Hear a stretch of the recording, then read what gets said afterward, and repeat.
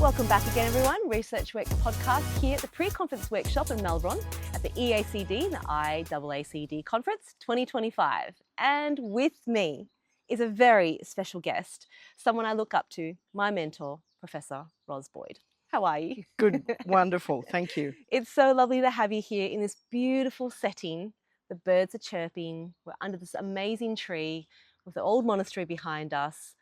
Gosh, you and your team have put together the most amazing conference for us to experience. I thought we'd start with a little bit of your role and how you came to be here as in the position of IAACD, and Yeah. tell No, us the thank story, you. Ros. Look, it's been a long story actually, Mm-hmm. because originally I was involved in an international cerebral palsy conference, Mm-hmm. which started in Canada, back in Quebec, Right. and then it went to Finland, and then we got invited to do it in Sydney in 2009. That's right. I So remember Sarah that. Yes. McIntyre and I called up Rob White in the middle of the night and said, "What do you think? Can you sponsor it?" And he said yes. Wow. And so we did 2009, which was the biggest World Cerebral Palsy Conference in those days, Mm-hmm. 1,300 delegates. Mm-hmm. We had to get 2 extra boats for the harbour cruise because of all the extra people. Beautiful. But it was the first sort of, I think, in Australia where we brought all the internationals to Australia. yeah. So then we handed, and in those days you handed the baton on to the next group. Mm-hmm. And there was 3 criteria. Right. Had to be scientific, Uh-huh. had strong science, it had to have a really nice location, Mm-hmm. and to be, good people to work with. Yeah. So we handed the Beautiful baton on to criteria. Giovanni Cioni Uh-huh. to run it in Pisa, where of Beautiful. course we had the most beautiful conference in Yeah. Pisa. Yeah. And then he handed it on to Hans Fosberg and Anki Eliasson for Stockholm. Mm-hmm. So then they changed it into being the IAACD, Mm-hmm. and that was drawn together sitting on a bus in Ukraine from the Black Sea. We'd been at a conference for the WHO Wow. on the setting up a sort of guidelines for early support for children in low resource settings. Right. And I was sitting on the bus with Hans and Bob Armstrong, Uh-huh. and Hans is saying, "I think this needs to be an international alliance of academies." So I was there. They probably didn't notice because I was the sort of female there. But yeah, so that's how IAACD was born. Wow. And then Hans spent the next sort of 12 months getting all the 3 original academies together, Yes. and then bringing other academies in. Mm. And then I've continued for each of those meetings as the conference organising chair. Mm. So the representative from the IAACD as sort of the conference planning. That's amazing. So then we were Anaheim, Yes. and then now we're Germany in Heidelberg. Pretty incredible. Yeah. What a story. I love that story. Mm. And I love when ideas are born on, unsuspecting places, on a bus on the way from the Black Sea. It's pretty incredible. Yes. But to convene a conference, to do all that takes a lot of work, Ros. Well, the locals, Rainer Blank and Sebastian, have been fantastic, and whole team around them. Mm. Rainer, with his enthusiasm, wanted an enormous scientific committee. I think in Sydney we had 3 core people, and here he wanted over 45 in the scientific committee alone. Wow. But no, everyone's been fantastic and really on target. Yeah. Lots of meetings over the last 3.5 years. I won't miss those 10 p.m. to 1 a.m. calls, but that's the thing with international, exactly. all the time zones. So I'll be fairly happy to hand that over on Saturday to 2 people after me. But no, I think it's all well organised, and we've got a great setup. They've got a really good protocol for the next conference, and I think the main thing is that it's a really popular and very important joining together internationally of the minds. We've got true representation from all continents, over 90 countries. But the great thing is, when you're in this role, you get to design the content, which was great. And Well, as Darcy Feeling yeah, said to me, she said, I can see your finger all over those for sure. pre-conference For sure. workshops. For sure. Yeah. I mean, I've been here listening to a lot of the speakers who've been, particularly at the early intervention day yesterday, Yes. of which you coordinated and shared. And again, you can definitely see your fingerprints in all of this, Rog, which is wonderful. Mm. Tell me some of the highlights that you found from that entire day of just great speakers. Mm. Yeah. I think the important thing is, we had our first meeting for that, the early intervention sort of guideline back in 2014, Okay. and that was Wow. in Vienna.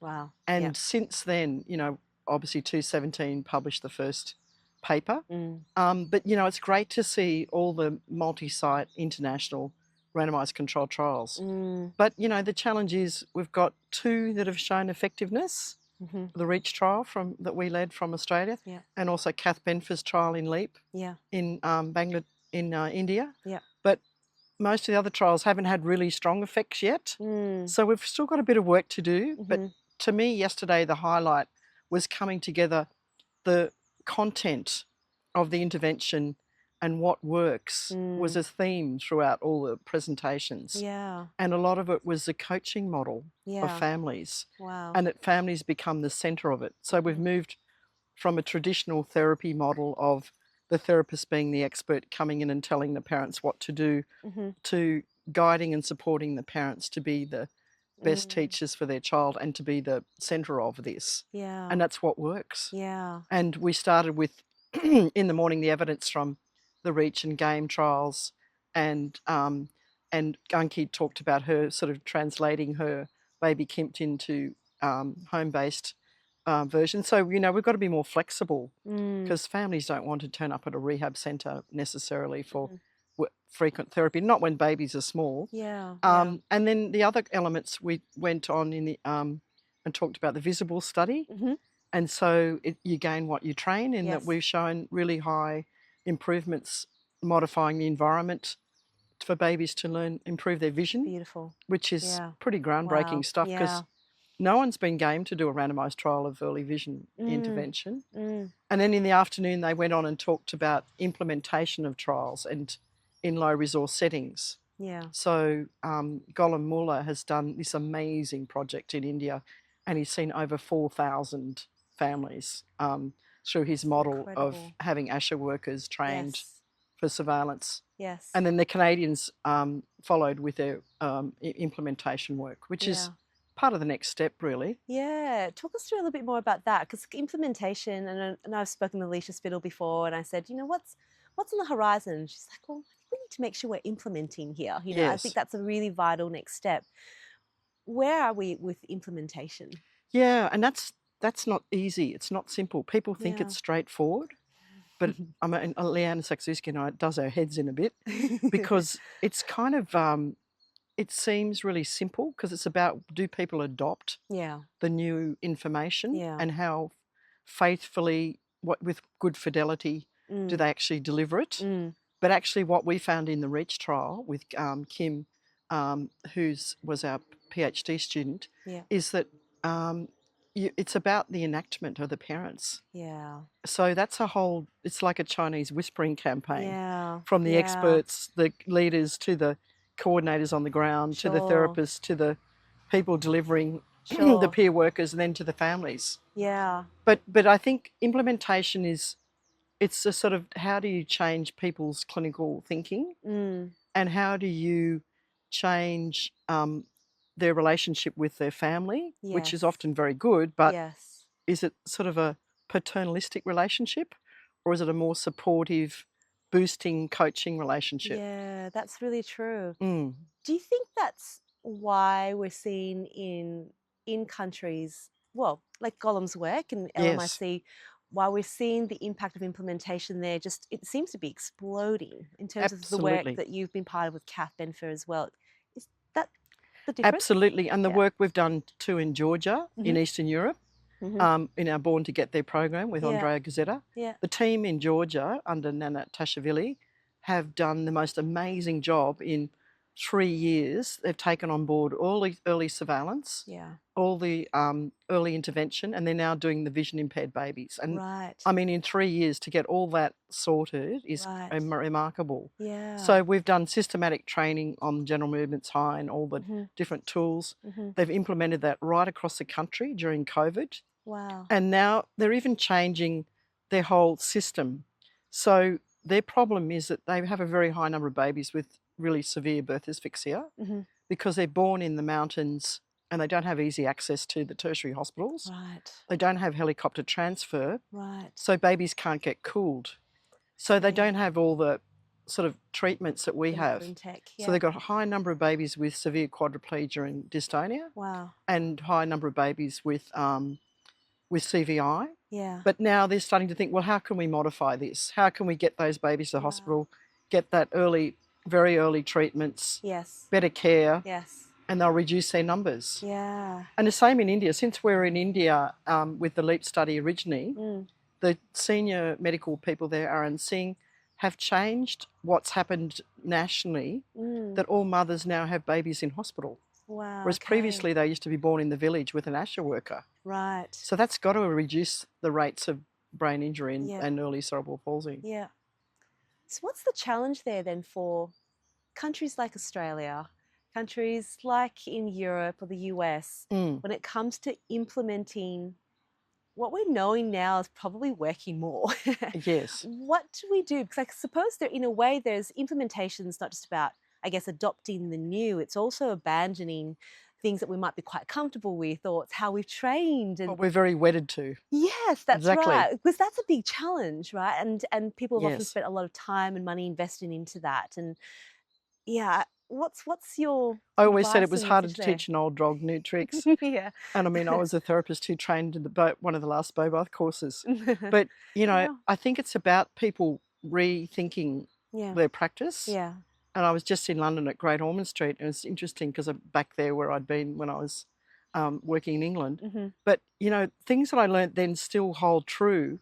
I remember Sophie Levitt said to me, who was sort of one of my mentors, she said, when you go into the room, I don't want you to touch the baby. I don't want you to handle the baby. Yeah. I want the mother to do everything because that sends her a message that she's the expert and you've got to boost her confidence. And I think we've got all the knowledge in high income countries, but we haven't really rethought about our relationship with families. Sure. We still have that slightly, you know, we know what we're doing. The expert The model. expert opinion, kind of expert-led thing. And I think for the younger therapists, if we can rethink that and just think it from the parent's perspective, we'll be more successful. And I think that's something that comes out of a bit of experience. Yes. I remember also when I was in Sydney working with Vicky Mead, and I went to see a family, and I couldn't understand why the parents were so depressed and didn't seem to be taking on board anything I was saying.